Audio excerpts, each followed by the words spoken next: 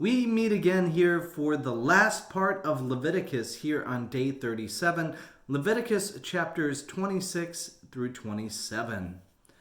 In Leviticus 26, we see a section on rewards for obedience, and it's not a surprise that God will bless those who follow in God's ways.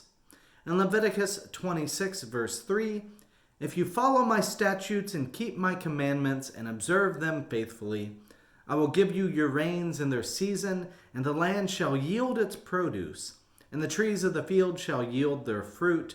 Your threshing shall overtake the vintage, and the vintage shall overtake the sowing.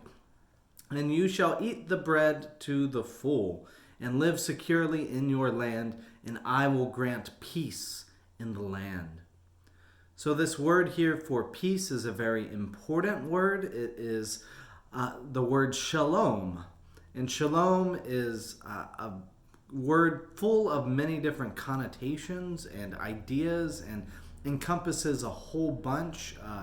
In the shortest sense, it's everything happening as intended by God, where things function well, that there is peace, welfare, completion of things, prosperity, ease, success, wholeness, wellness, goodness, salvation, kindness, everything that God intends for humanity and people and life on this world happen.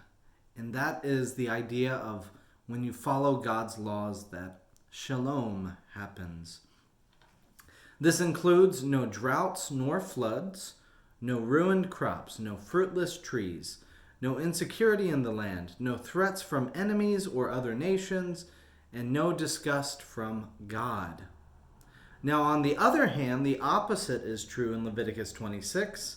It indicates penalties for disobedience, penalties that get enacted during the Babylonian exile. In Leviticus 26, verse 21, "If you continue hostile to me and will not obey me, I will continue to plague you sevenfold for your sins." And in verse 16, "You shall sow your seed in vain, for your enemies shall eat it. I will set my face against you, and you shall be struck down by your enemies." And then in Leviticus 26, verse 43, "For the land shall be deserted by them, and enjoy its Sabbath years by lying desolate without them, while they shall make amends for their iniquity, because they dared to spurn my ordinances, and they abhorred my statutes." So this is kind of the thoughts that are kind of left here in the end of 26. And yet, even despite all this brokenness and all of these themes that will be discussed in the books of Isaiah, Jeremiah, and many of the minor prophets, all hope is not lost. In Leviticus 26, verse 41, "If then their uncircumcised heart is humbled, and they make amends for their iniquity, then I will remember my covenant with Jacob. I will remember also my covenant with Isaac, and also my covenant with Abraham, and I will remember the land." That's kind of the ending of the chapter, and it seems like a fitting ending for the book of Leviticus, but yet we also have chapter 27, which gives us rules around gifts or vows or tithes given to the Lord, and how to assess equivalent monetary value in redeeming given gifts. This is the process of making it right with God for a trespass around offerings.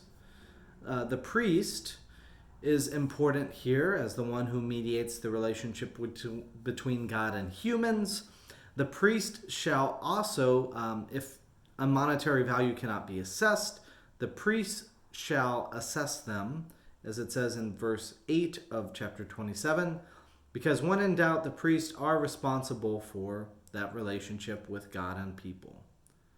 So they'll give them a figure or a ruling, and then in addition to that, Leviticus 27 verse 13 says, "But if it is to be redeemed, 1/5 must be added to the assessment." That is in order to go over and above for our relationship with God. In Leviticus 27, verse 28, it says, "Nothing that a person owns that has been devoted to destruction for the Lord, be it a human or animal or inherited landholding, may be sold or redeemed."